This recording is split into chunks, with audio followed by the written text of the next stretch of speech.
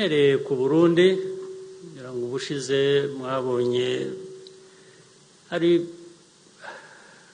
abayobozi bacu bagiye bahura n'abayobozi b'u Burundi ku mupaka cyangwa i Burundi.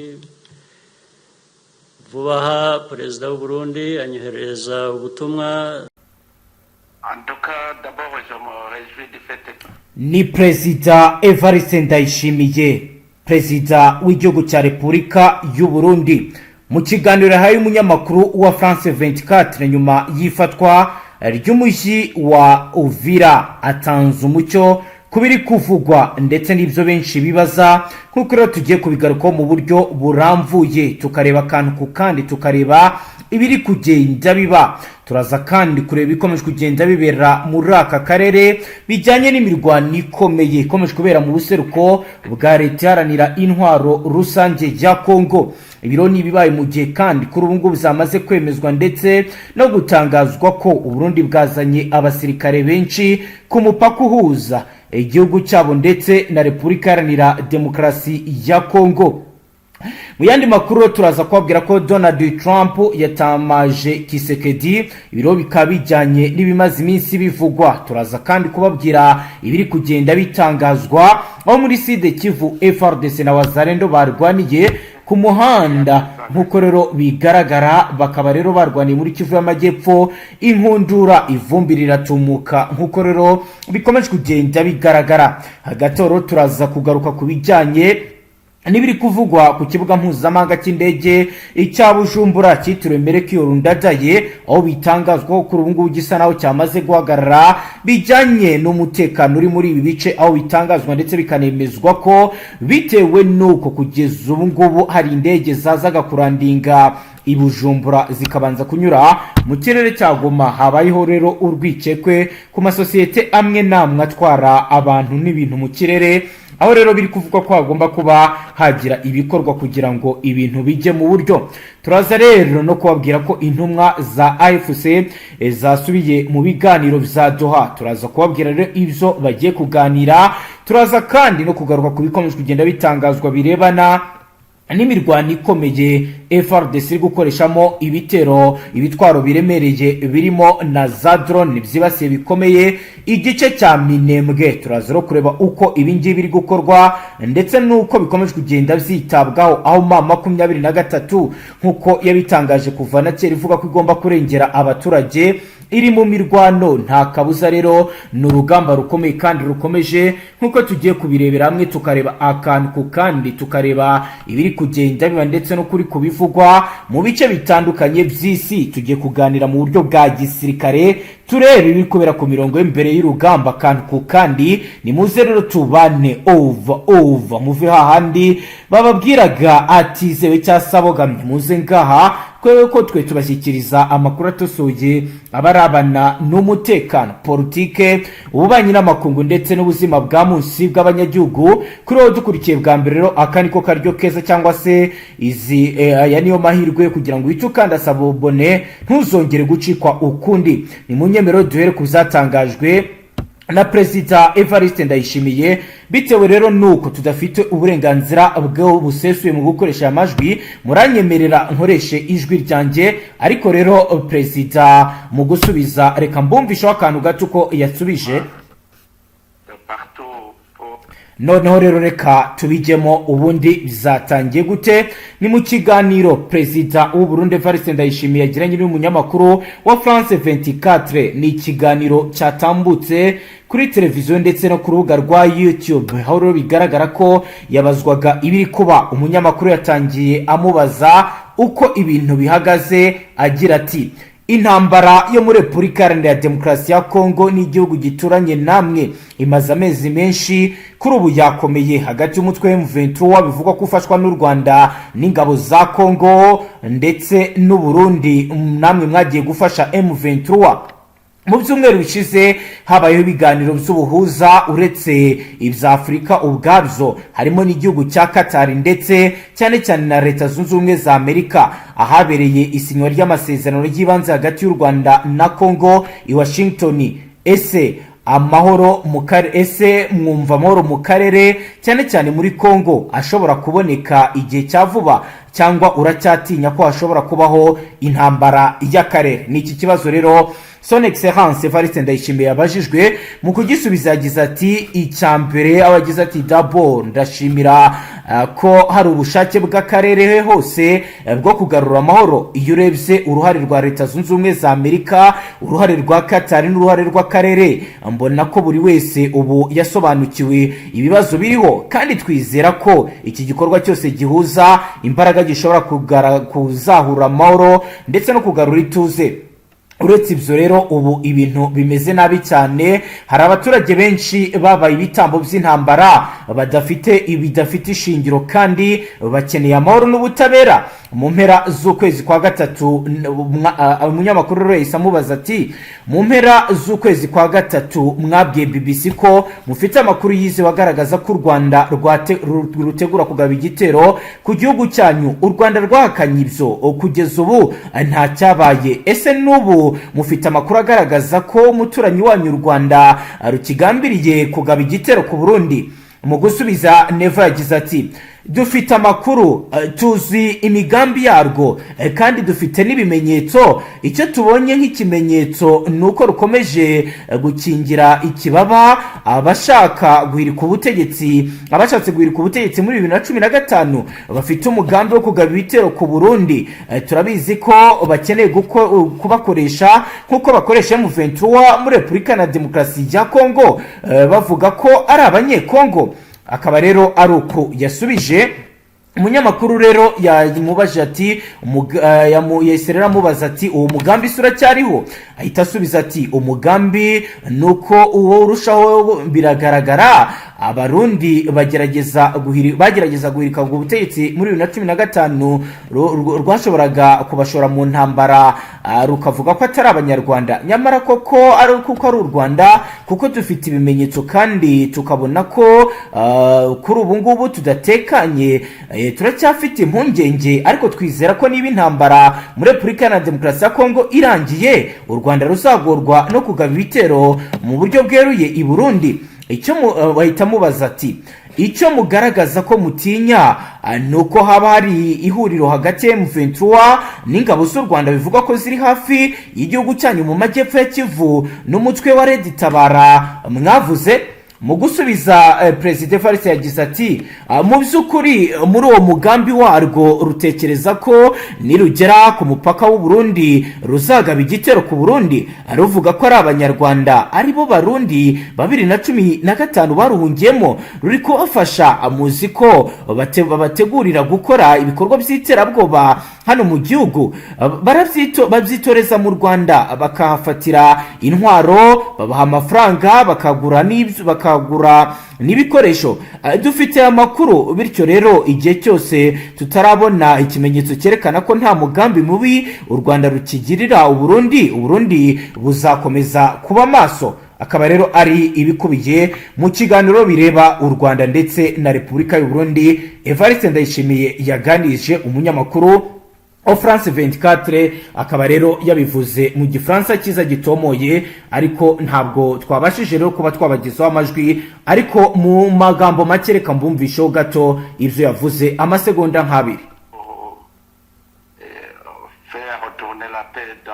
Nuko yabivuze rero, reka tujye kwindi ngingo ikomeye. Tubabwire rero ko Donald Trump kuri ubu nawe yongeye kugaruka muri izi page nyuma y'uko rero bitangajwe ndetse binavuzwe ko kuri ubu ngubu hari kugenda hagaragara ibijyanye n'ibitubahirizwa, aho u Rwanda rwasohoye itangazo rushinja leta ya Kongo ndetse n'u Burundi kuba bari kugenda batubahiriza ibijyanye n'ibikubiye mu byemeranyijwe ndetse byaganiriweho i Doha. Kugeza ubu rero amakuru ahari nuko Perezida wa Leta Zunze Ubumwe za Amerika Donald Trump yahamije ko Kisekedi yamwingingiye gutwara amabuye y'agaciro ari muri Repubulika ya Demokarasi ya Kongo kugira ngo hagarike intambara imaze imyaka myinshi muri iki gihugu. Ijambo rivuga ku bukungu bwa Amerika, Trump yatangaje ko kubera ko igihugu cye kiri mu mwanya wa mbere mu bihugu bibitse ibikomoka kuri petroli na gaze byinshi, ubu gishaka no gukora ibitari byinshi cyifashisha amabuye y'agaciro. Trump yagaragaje ko Ubushinwa buri gukora imodoka zikoresha umuriro w'amashanyarazi ku muvuduko mwinshi, basarura amabuye y'agaciro menshi muri Repubulika ya Demokarasi ya Kongo, bityo ko Amerika igomba kubisimburayo kuko yahagaritse intambara yo muri Kongo. Yagize ati, tugomba kujya muri Kongo tukayatwara Ubushinwa, ariko mu by'ukuri nahagaritse intambara ya Kongo n'u Rwanda. Barambwiye ngo nyabuna twakwishimira ko mwaza mugatwara mu y'agaciro yacu, n'ibyo tuzakora.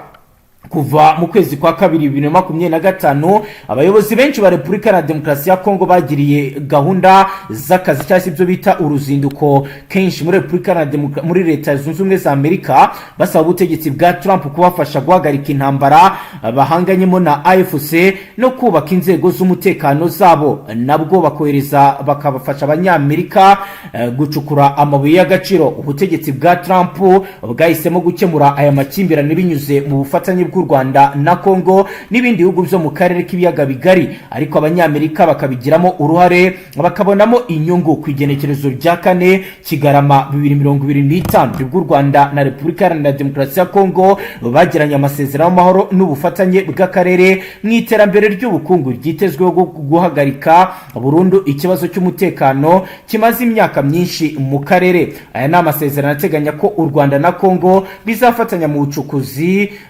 gutunganya amabuye y'agaciro ndetse n'ubucuruzi bw'amabuye y'agaciro, kandi abashoramari b'abanyamerika bazabigiramo uruhare.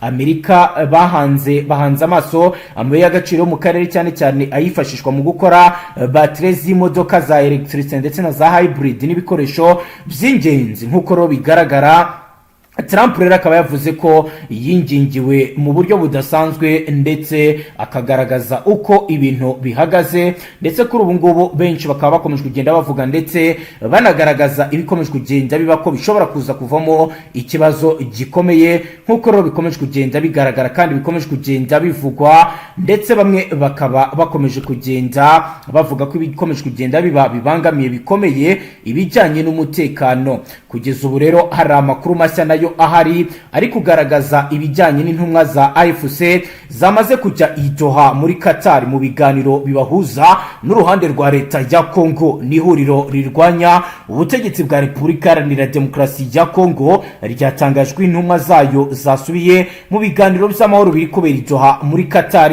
Aya ni amakuru yatangajwe n'umuvugizi wungirije wa AFC Dr. Oscar Barinda, aho rero ku munsi w'ejo kuwa 4 ku igenekerezo rya 11 Kigarama 2025, nyuma yaho abarwanyi b'iri huriro bafashe igisagara cya Uvira mu ntara Kivu y'Amajyepfo. Dr. Barinda yagize ati, ubutumire bwaraje bwatugezeho, ubu abacu bafashe indege bagiye,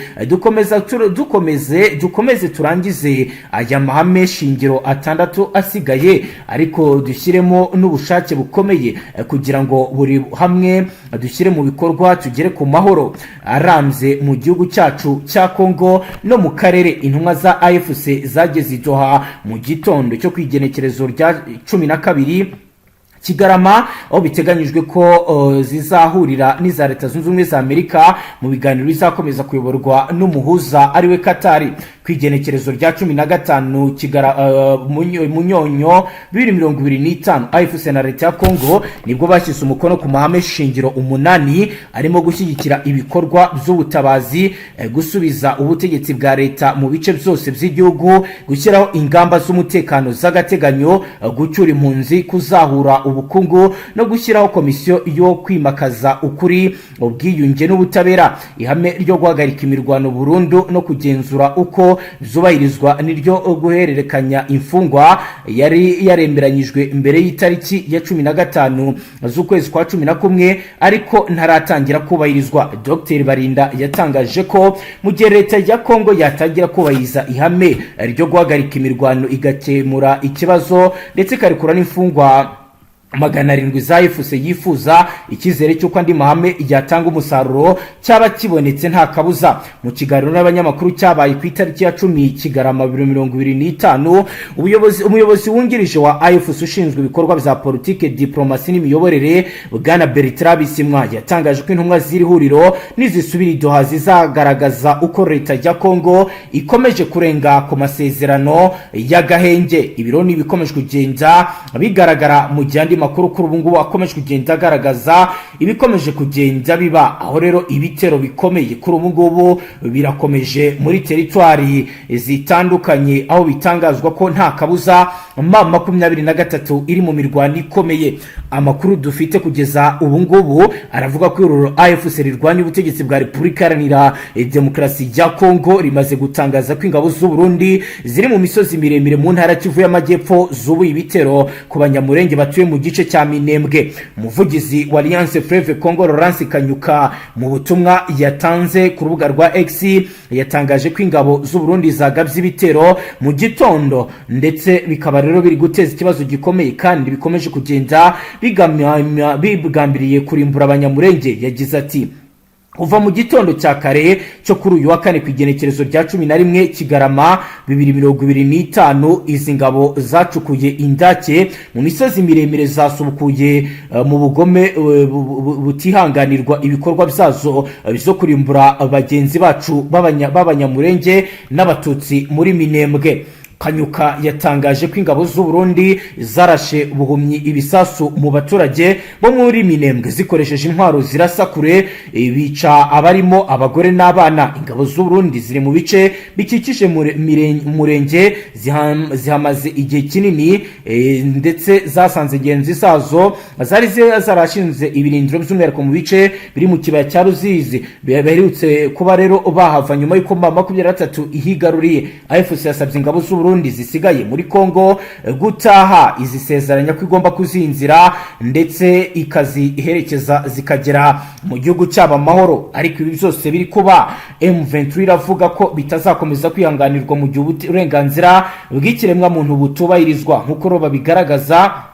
Baravuga kandi bagahamya ko kugeza ubu ngubu ibikomeje kugenda biba ndetse n'ibikomeje kugenda bigaragara leta ya Kongo byose bigiramo uruhare mu rwego rwo kwiregagiza ndetse no kwanga gukora ibikwiye. Ibyo rero bagaragaza ko ari ikibazo gikomeye kandi kigomba gushakirwa umuti mu maguru mashya kandi bigakorwa mu gihe cya nyacyo. Hagati aho rero mu yandi makuru dufite nuko FARDC na Wazalendo barwaniye mu mujyi muri Kivu y'Amajyepfo, abaturage baratabara ibintu biba nabi nk'uko page y'amakuru yacu dufite hano ibigaragaza. Amakuru dufite aravuga ko ingabo za Repubulika Iharanira Demokarasi ya Kongo n'abarwanyi b'imitwe ya Wazalendo bafatanya urugamba kuri uyu wa gatanu ku itariki ya 12 bonge gusubiranamo mu buryo budasanzwe. Impande zombi zirwanira zarwaniye mu mujyi wa Baraka muri teritwari ya Fizi mu ntara ya Kivu y'Amajyepfo. Uyu rero n'umujyi zarwanagamo ku ruhande rwa leta, zikaba rero zose zarahungiyemo nyuma yo gutsindwa imirwano yatangiye mu ndwi iheze yasize AFC yigaruriye ibice byinshi by'intara Kivu y'Amajyepfo birimo n'igisagara cya Uvira. Amakuru avuga ko Wazalendo na FARDC barwanye nyuma yo kwisonyeshyamba zageragezaga kwambura intwaro ingabo za leta. Kugeza ubu ntiharamenyekana umubare w'ababa baraguye muri iyi mirwano. Impande zombi zatangiye kurwanira muri Baraka mu gihe ubwo zari ziri kugenzura umujyi wa Uvira zakunze kuhanganiramo zato nato. Kuri ubu rero bakaba bamaze kuvamo mu buryo rero benshi bavuga ko kuri ubu bizateje ikibazo gikomeye abayobozi ndetse n'abakomandazi babo. Nk'uko rero bakomeza kugenda babigaragaza, abantu bakurikirana ibyamakuru baravuga ko kugeza ubu M23 ishobora kuba iri buze no kwerekeza muri ibi bice. Ibintu rero benshi bavuga ko ibikomeje kugenda biba ari ibibazo bikomeye ndetse ari n'ibibazo bishobora kuza kuba bizatuma M23 ikomeza kugenda igana muri ibi bice. Hari ikindi abantu kuri ubu ngubu bari kwibaza ndetse bagaragaza ikigiye gukurikiraho nyuma y'uko Perezida Evariste Ndayishimiye bivuzwe ko abasirikare be baba baratashye bahawe inzira na M23. ariko ambasaderi wa leta y'u Burundi muri Repubulika Iharanira Demokarasi ya Kongo biciye ku rubuga rwa X yatangaje ndetse ashimangira ko ibi bitigeze biba kw'ingabo z'u Burundi zitanyura mu bice bigenzurwa n'inyeshyamba. Mbese yavuze ko batigeze bahabwa inzira n'uyu mutwe nk'uko rero abigaragaza. Mu yandi makuru tugenda tugana ku musozi turabwira ko Afrika y'Epfo igiye kugabanya ingabo zayo ziri ku butaka bwa Repubulika Iharanira Intwaro Rusange ya Kongo. Ni igisirikare cya Afrika y'Epfo SANDF cyemeje ko zimwe mu ngabo zacyo zoherejwe mu butumwa bw'umuryango w'abibumbye muri Repubulika Iharanira Demokarasi ya Kongo zirimo izikorera mu ishami rikoresha kajugujugu n'ingabo zo mu mutwe udasanzwe zishinzwe gutabara byihuse KRF bagiye gutaha mu maguru mashya mu minsi iri imbere. Kwigenekerezo rya 5 Kigarama 2025 nibwo ubuyobozi bwa SANDF by'umwihariko binyuze ku muyobozi ushinzwe ibikorwa bihuriho Lieutenant General Simfiwe Sangwini yatangaje ibi imbere ya komisiyo y'inteko nshingamategeko ishinzwe umutekano GCD kuri iyi operation militaire. Umusanzu wa SANDF mu butumwa bw'umuryango w'abibumbye muri Repubulika ya Demokarasi ya Kongo ku itariki ya 5 Kigarama 2025 mu kiganiro kigufi yavuze ko umuryango w'abibumbye ufite ibibazo by'amafaranga mu butumwa bwawo butandukanye ibyatumye habaho kugabanya abakozi n'ibikoresho harimo na MONUSCO. Kubera iyo mpamvu ingabo za Afrika y'Epfo zirimo ni MONUSCO zahagaritswe muri uyu mwaka zirimo ishami rya kajugujugu hamwe n'ingabo zo mu mutwe wo gutabara byihuse Quick Reaction Force, ingabo za batayo ya Afrika y'Epfo zo muri brigade ishinzwe gutabara byihuse Force Intervention Brigade zikaba rero zaramaze kuba zagabanywa. SANDF izakomeza gutanga umusanzu mu mutwe ushinzwe ubutabazi uzwi nka Tactical Intelligence Unity wa Force Intervention Brigade, kandi aba bantu bakaba rero bategura kuba basimburwa, bikaba rero bikorwa buri mezi 10. Umuyobozi mukuru wa Freedom Front Plus Wellness aherutse kubaza Minisitiri w'Ingabo Nshya icyo abakozi ba SANDF bagomye muri Repubulika ya Demokarasi ya Kongo bakora. Yasobanuye ko muri operation militaire abakozi ba SANDF boherejwe mu rwego rwa batayo ya Afrika y'Epfo harimo ishami ry'ubutasi, itsinda ryo kwimura mu kirere abakeneye ubuvuzi, ishami rya kajugujugu hamwe n'umutwe wo gutabara byihuse. Monsig yararasubije agira ati umuryango w'abibumbye UN uri mu nzira zo kugabanya ingabo zoherezwa muri MONUSCO ziva mu bihugu bitandukanye bizatanze umusanzu w'ingabo mu buryo bw'ikiciro, aho gahunda ya SANDF iriteganyijwe gutangira guhera ku itariki ya 4 z'ukwezi kwa 10 2025. Mu kiganiro yagejeje kuri komite ishinzwe ingabo n'abahoze mu gisirikare PCDMV ku igenekerezo rya 12 Kigarama ku mikorere yayo y'igembwe cya mbere n'icya kabiri mu mwaka w'ingengo y'imari 2026, Minisitiri w'Ingabo yavuze ko Quick Reaction Force iri kuzinga kandi ko iri mu nzira yo gusubira muri Afrika y'Epfo, kandi ishami rya kajugujugu Igoma ryafunze risubira muri Afrika y'Epfo ku itariki ya 1 Nyakanga 2025. Ngayo nguko rero ibi ni bigezweho ku mirongo imbere y'urugamba ndetse na page zikomeye zanditseho amakuru aremereye ya Politique. Ni nuko rero dusoje banywanyi amakuru agezweho ngaha rero tubashyikiriza amakuru atosoye abarabana n'umutekano, Politique, ububanyi n'amakungu ndetse n'ubuzima bwa munsi bw'abanyagihugu. Reka dusoreze ngaha. Wowe dukurikiye bwa mbere fite ndasabone ntuzongere gucika ukundi. Travista.